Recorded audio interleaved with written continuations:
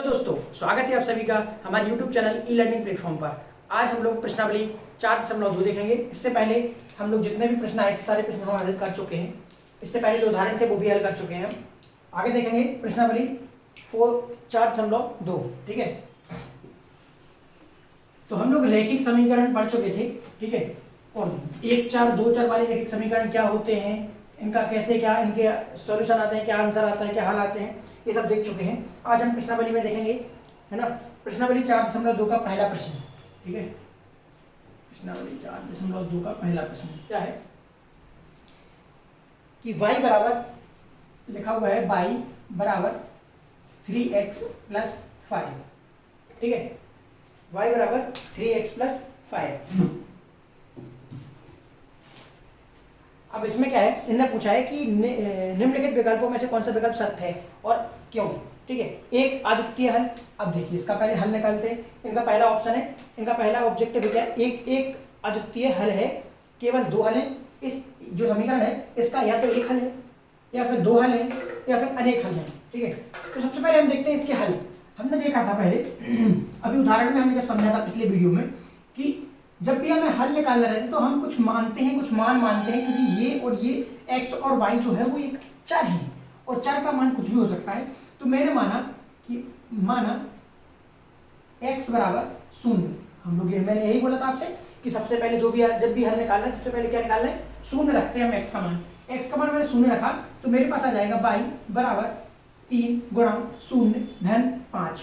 तो y बराबर कितना हो जाएगा, 5, क्योंकि ये तो 0 हो गया, 0 धन कुछ भी हो तो उत्तर आएगा 5। ठीक है, एक ये हल तो आ गया भाई।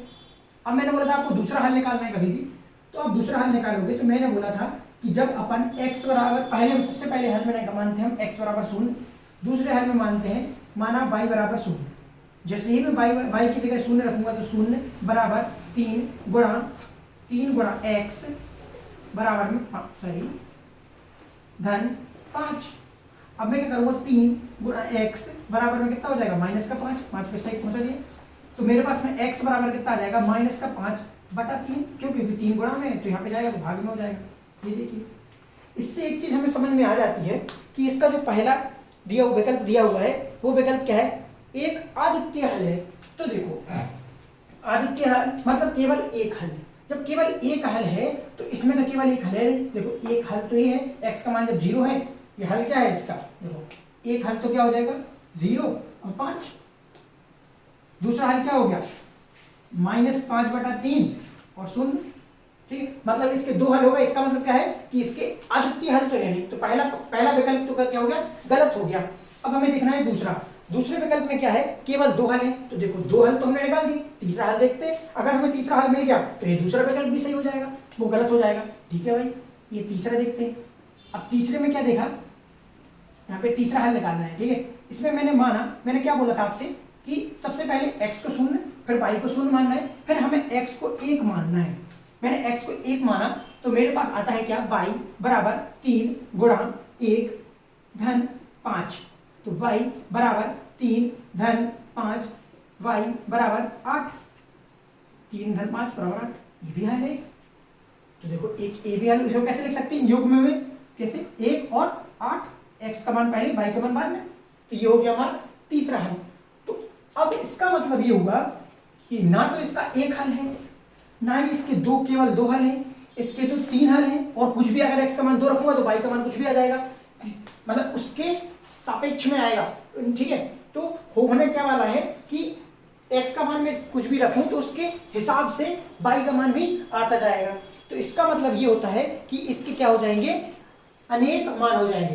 x के संगत x बराबर 1 है, उसके संगत में y का मान क्या है, 8 है। जब x का मान 1 होगा तभी y का मान 8 होगा। जब x का मान 0 होगा तभी y का मान 5 होगा। जब y का मान 5 होगा तभी x का मान 0 होगा, क्योंकि एक दूसरे के संगत होते हैं। जब ये होगा तो ये होगा, ये होगा तभी ये होगा। ठीक है, तो इसका मतलब ये होता है कि इसके जो समीकरण है इसके क्या है, अनेक हल है। ठीक है, तो इसका तीसरा वाला विकल्प सही होता है। ठीक है, तो तीसरा वाला विकल्प सही हो जाता है। क्यों, क्योंकि इसके अनेक हल हैं। किसी भी x का कोई भी मान हो सकता है और उसके संगत में y का मान भी हो सकता है, इसीलिए इसके अनेक हल हैं। ठीक है, ये आपका पहला प्रश्न सॉल्व हो जाता है।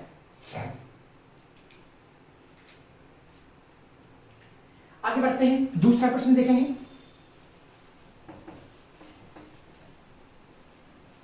दूसरा प्रश्न क्या है, निम्नलिखित समीकरणों में से प्रत्येक समीकरण के 4 हल। ठीक है, अब कुछ समीकरण दिए हुए हैं। दूसरा प्रश्न, कुछ समीकरण दिए हैं, उनके 4 हल निकालने हैं। पहला समीकरण दिया हुआ है 2x धन y बराबर 7। ठीक भाई, हल निकालना है इनके।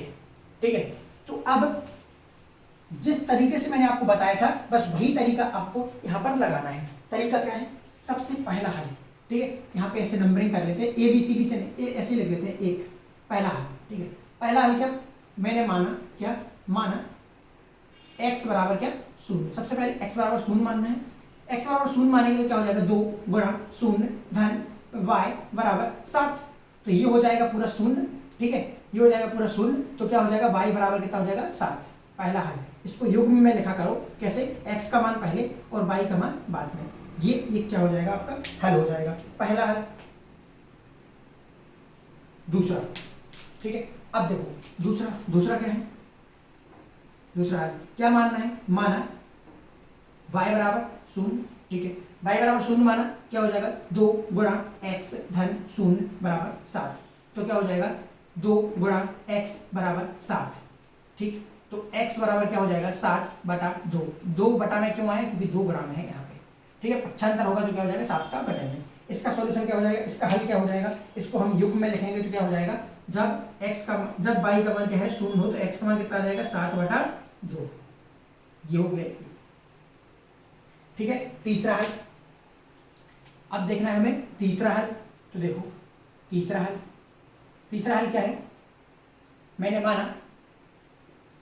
माना x बराबर 1। बड़ी संख्या नहीं माननी, मैंने आपसे जैसे बोला था ना, बहुत आसानी से आता है, कुछ नहीं करना है, बस रखते जाओ, वैल्यू रखते जाओ, मान रखते जाओ x का। ठीक है, छोटा छोटा, बड़ा नहीं। y बराबर 7, 2 गुणा 1 बराबर 2 धन y बराबर 7। y बराबर, देखो ये 2 धन में है, इस साइड जाएगा, ऋण में हो जाएगा 7 - 2, तो y बराबर 5। ये आपका आंसर। युग्म में लिखो, युग्म में किस प्रकार लिखेंगे, देखो x का मान जब 1 हो तो y का मान कितना होने वाला है, 5।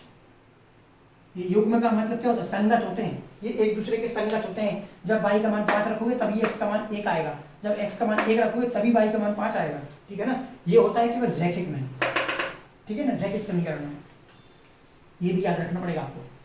चौथा हल क्या है, x बराबर क्या रखना, अब देखो x बराबर रख लिया, अब y बराबर 1 रखो। माना y बराबर 1, तो क्या हो जाएगा, 2 गुणा x धन 1 बराबर 7। 1 धन का साइड जाएगा, ऋण का हो जाएगा, 2 गुणा x बराबर कितना हो जाएगा, 7 ऋण 1 बराबर कितना हो जाएगा, 6।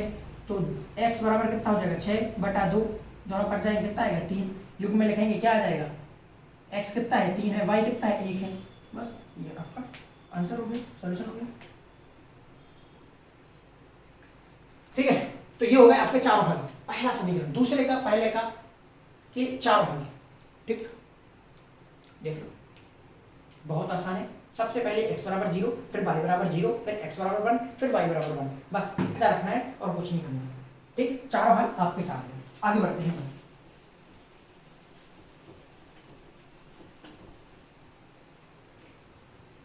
ठीक है, दूसरे का दूसरा देखा हमने,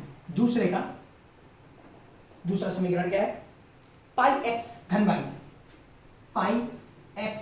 y बराबर कितना, 9 है। ठीक है, पहला हल, ठीक है, इसको लिखते हैं 1। पहला हल क्या है, माना x बराबर कितना है, 0। सबसे पहले x बराबर 0 मानना सीधा, क्या हो जाएगा, पाई गुणा 0 धन y बराबर 9। ये हो जाएगा 0, तो y बराबर कितना आ जाएगा, 9। युग्म में लिखेंगे, क्या आ जाएगा, x जब 0 है तो y कितना है, 9 है। बस ये आपका पहला सॉल्यूशन, पहला हल। दूसरा क्या मानना है, समझ, अब आप ही बोलोगे। माना क्या, y बराबर 0 रखो, पाई गुणा x धन 0 बराबर 9। तो क्या आ जाएगा, पाई गुणा x बराबर 9। x बराबर 9 बटा पाई। युग्म में लिखो भाई क्या, जब x बराबर 9 बटा पाई हो तो भाई कितना होगा, 0 होगा। बात कर, ये आंसर। दो हल। तीसरा,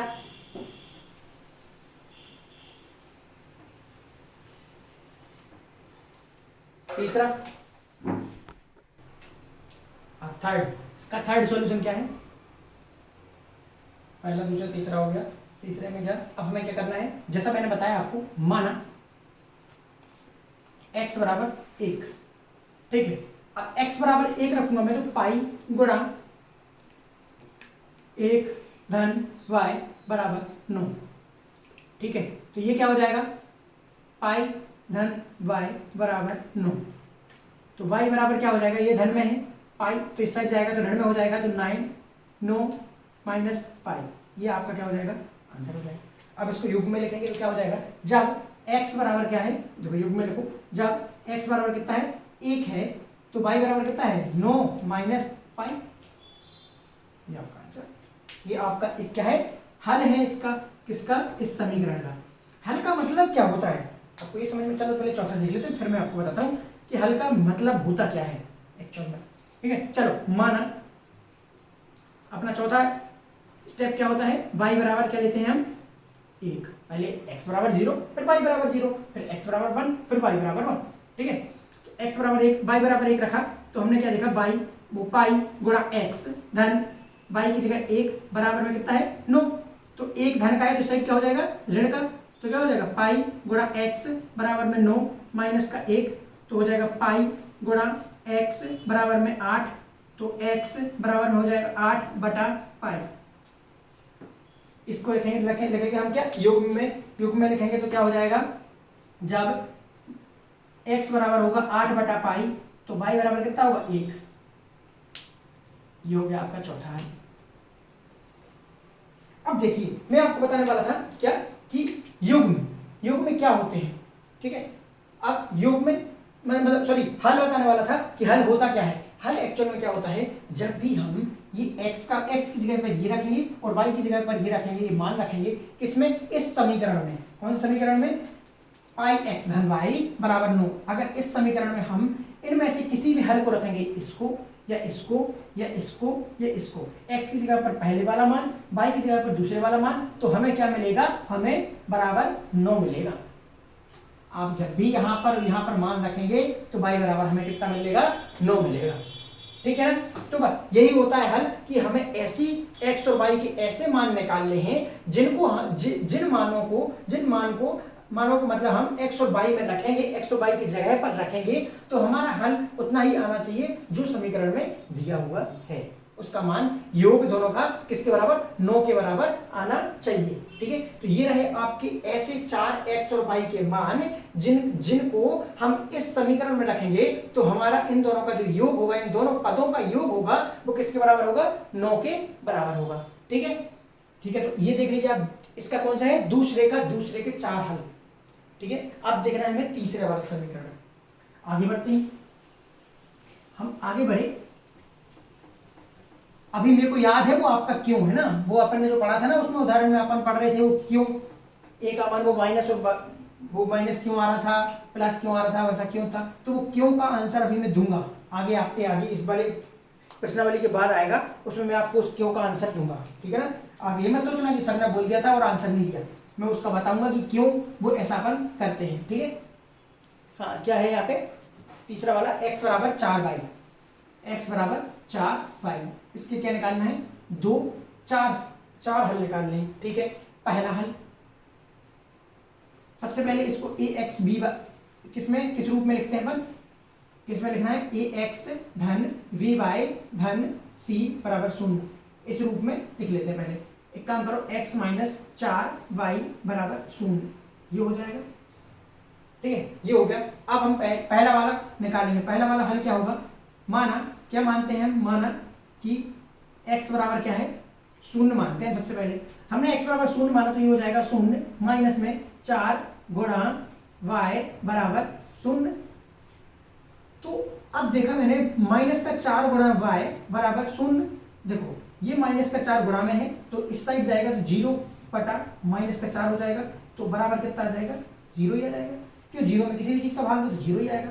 तो अब इसको युग्म में लिखूंगा मैं तो किस प्रकार लिखूंगा, जब x का मान 0 है तो y का मान क्या मिलने वाला है, 0 मिलने वाला है।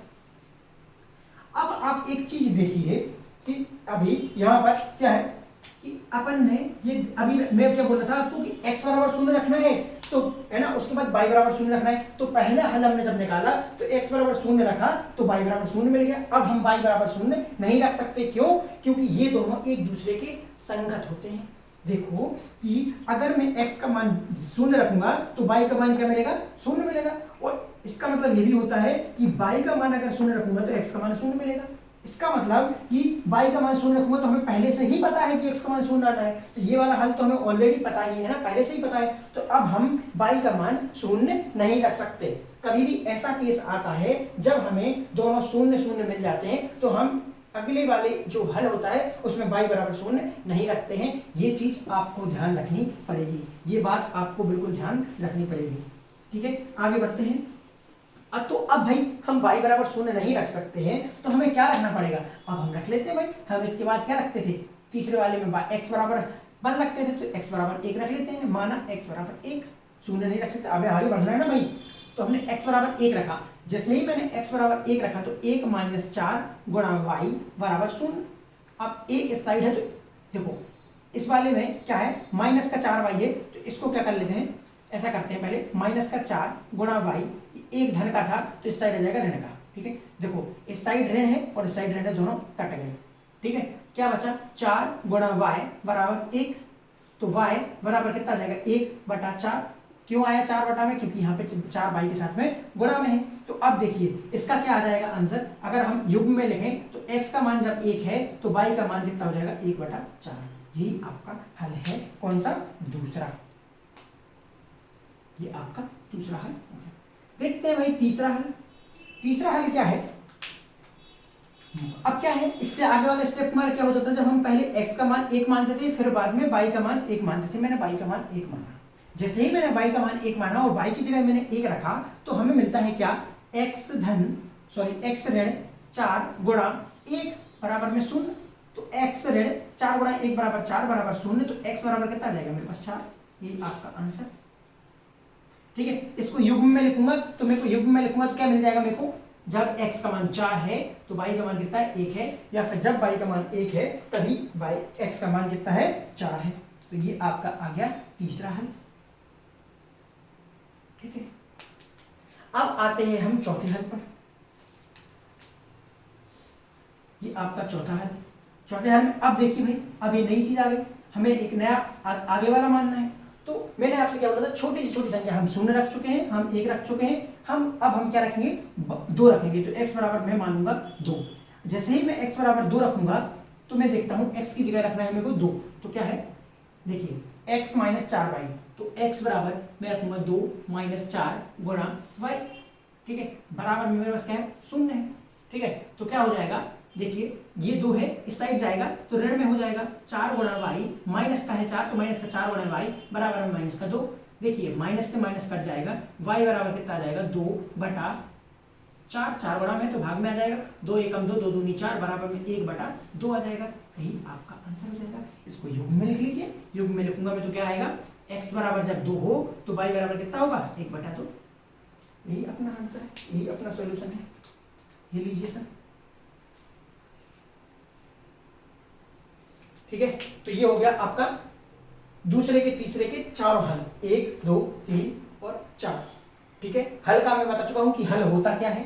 ठीक है, इन सब के बारे में हर चीज मैं बता चुका हूं अच्छे से, क्या क्या होता है। ठीक है ना, हल 4 निकालते हैं, कैसे निकालते हैं, पहले x का मान 0, फिर x का मान 1, फिर y का मान 1, फिर y का मान x का मान 2, y का मान 2, x का मान 3, y का मान 3, जितने हल चाहिए उतना। ठीक है, ठीक है, तो ये हो गया दूसरा प्रश्न आपका यहाँ पे समाप्त होता है। अब देखते हैं हम तीसरा प्रश्न। देखिए भाई तीसरा प्रश्न क्या है, तीसरा,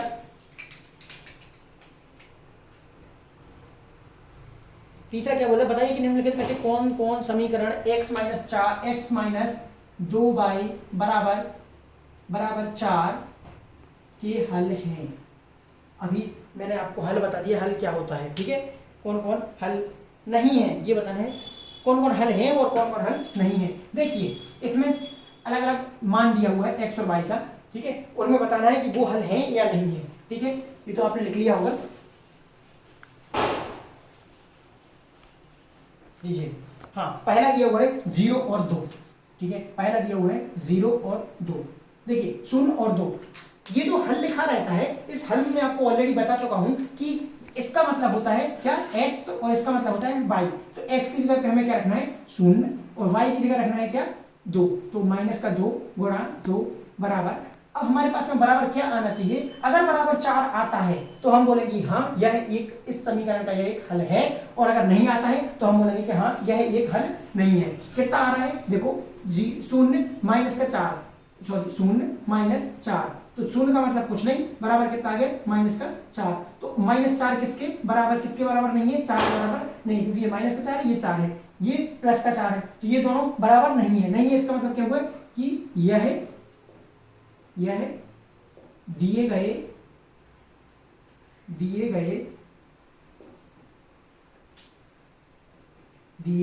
गए समीकरण का हल नहीं है, समीकरण का हल नहीं है, ठीक है। इस प्रकार से आपको लिख देना है। आगे देखते हैं दूसरा, ये आपका दूसरा आता है। दूसरा क्या दिया हुआ है, 2 और 0, 2 और 0, ठीक है। अब देखो x का मान कितना है 2, x की जगह क्या रखना है 2, माइनस में 2 गुणा 0, ठीक है, कितना आ जाएगा 2, माइनस में 0 गुणा कुछ भी हो 0, तो 2 माइनस 0 बराबर 2। ये क्या, यह है आपका इसके बराबर है, 4 के बराबर है, नहीं है, नहीं है, इसका मतलब क्या हुआ कि यह एक हल नहीं है, ठीक है। अब देखते हैं तीसरा, यह एक दिए गए समीकरण का हल नहीं है, ठीक है। आगे देखते हैं क्या दिया है 4 0, तो 4 और 0, 4 0 दिया हुआ है, तो मैंने x का मान क्या दिया 4, तो x की जगह मैंने रखा 4, ऋण क्या है 2 गुणा 0 बराबर, ठीक है, तो बराबर क्या आ जाएगा 4 माइनस 0 बराबर क्या आ जाएगा 4, और किसके बराबर है, क्या यह दाएं पक्ष के बराबर है जो कि 4 है, तो हाँ है, यह है, मतलब क्या है हाँ, हाँ लिखना है यहाँ पे, हाँ कॉमा, क्या लिखना है 4 और 0,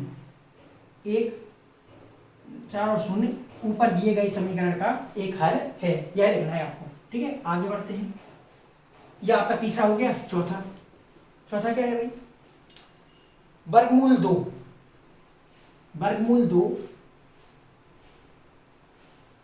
ये वर्गमूल 2 किसका, और क्या है 4 वर्गमूल 2, ठीक है, ये दिया हुआ है। तो अब इसको x का मान क्या है वर्गमूल 2, x की जगह मैंने क्या रखा है वर्गमूल 2। इन चीजों को देख के आपको घबराना नहीं है कि वर्गमूल आ गया ये वो, कुछ नहीं है, ठीक है, आराम से करना, सब आसान है। माइनस का 2 गुणा 4 वर्गमूल 2, ठीक है। देखो ये क्या है वर्गमूल 2, ऋण 4 दूनी 8, 8 वर्गमूल 2, देखिए 1 वर्गमूल 2 और ये 8 वर्गमूल 2, तो क्या हो जाएगा ऋण का 7 वर्गमूल 2।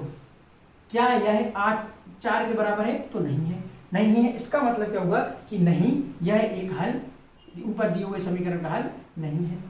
अब देखते हैं पांचवा भी दिया है इसमें कुछ, हाँ पांचवा है 1 और 1, क्या है 1 और 1, x का मान 1, x की जगह मैंने रखा 1 माइनस 2 गुणा y की जगह 1, ठीक है, तो बराबर क्या आया 1 ऋण 2 गुणा 1 बराबर 2, कितना हो जाएगा 1 में से 2 जाएगा कितना ऋण का आएगा 1। क्या यह 4 के बराबर है, नहीं है, इसका मतलब क्या हुआ यह एक सॉल्यूशन, यह हल नहीं है। बात कर, ये हो गया आपका आंसर, ठीक है। तो ये देख लीजिए आप, ये तीसरा प्रश्न सॉल्व हो गया। आगे देखेंगे हम, तो अब देखेंगे हम चौथा भी दिया है। चौथा प्रश्न इंपॉर्टेंट है आपके लिए, आसान है, ऐसा क्वेश्चन एग्जाम में आ सकता है, ठीक है। तो आप लोग थोड़ा सा इस पर ध्यान दें और इस क्वेश्चन को अच्छे से करें, एक ऐसा क्वेश्चन आपके एग्जाम में आ सकता है, ठीक है। इसमें समीकरण दिया है 2x धन 3y बराबर k, ठीक, ये दिया हुआ है। इसमें k का मान निकालना है कब, जब x बराबर क्या दिया हो, x बराबर हो कितना 2 और y बराबर हो 1, x बराबर हो 2 और y बराबर हो कितना 1, ठीक है, x बराबर 2 और y बराबर 1। देखिए ये दिया हुआ है, तो अब देखो इस चीज को बोलो इस तरीके से भी दे सकते थे 2 और 1।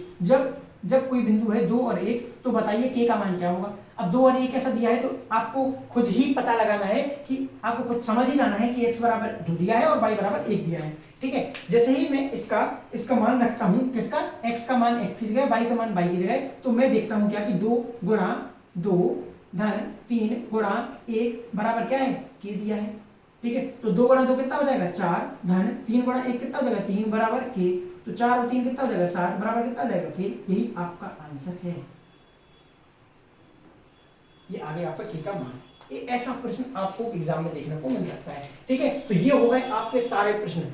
अभी तक मैंने 4.2 के जितने भी क्वेश्चन थे मैंने सारे क्वेश्चन आपको करवा दिए, जैसा हो जितना आसान तरीके से हो सकता मैंने करवा दिया। हाँ, आप लोगों को एक डाउट हो सकता है। ठीक है, आप लोगों को डाउट क्या हो सकता है, 4.2 के आपकी बुक में जो आंसर होंगे, ठीक है, आपकी बुक में जो आंसर होंगे वो शायद इसमें मैच नहीं करेंगे, आपको सिमिलर नहीं होंगे। ठीक है, क्यों, क्योंकि देखो कौन सा दूसरे प्रश्न जो मैंने हल निकलवाए जैसे 4 हल, वो शायद आपके मैच ना हो। ठीक है, सेम ना हो जो आपके पीछे बुक में दिए हुए हैं। क्यों नहीं होंगे हल, क्यों नहीं होंगे सेम, इसलिए नहीं होंगे क्योंकि मैंने आपसे क्या बोला, इनके जैसे जो दो चरों वाले रैखिक समीकरण जो होते हैं उनके अनेक हल होते हैं। x के संगत में y का, x और y एक दूसरे के संगत होते हैं और उनके मान, x का मान कुछ भी हो सकता है, उसी के हिसाब से उसी के संगत में जो भी y का मान होगा वही y का मान आएगा। तो कुछ भी हो सकता है। इनने 4 हल पूछे हैं, मैं बोल दूं 8 हल निकालिए तो आप 8 हल निकाल सकते हैं, 10 निकाल सकते हैं, 12, 15, 16, 18, 20 अनगिनत, तो अनगिनत अनेक हल हो सकते हैं उनके। इसीलिए आप ये मत घबराना कि सर ने गलत पढ़ाया है, कुछ गलत नहीं है, सब सही है। उसके 4 सॉल्यूशन आपको दिए हुए, 4 हल दिए हुए हैं, वो कुछ भी उनने अपने हिसाब से दिए, मैंने अपने हिसाब से दिए, कोई गलत नहीं है। आप एग्जाम में भी करके आओगे तो कोई गलती नहीं है, क्योंकि उनके अनेक हल हो सकते हैं। ठीक है, तो अब आप लोग करिएगा। आपको कोई दिक्कत हो, कोई डाउट हो तो आप लोग कमेंट बॉक्स में, टेलीग्राम, इंस्टाग्राम या फेसबुक कहीं पर भी पूछ सकते हैं। ठीक है, सारे इनके पेजेस की लिंक आपको डिस्क्रिप्शन में दी हुई है। ठीक है, तो अच्छे से पढ़ते रहिए, समझते रहिए, कोई भी दिक्कत हो आप पूछिए। ठीक है, बाय बाय, टेक केयर।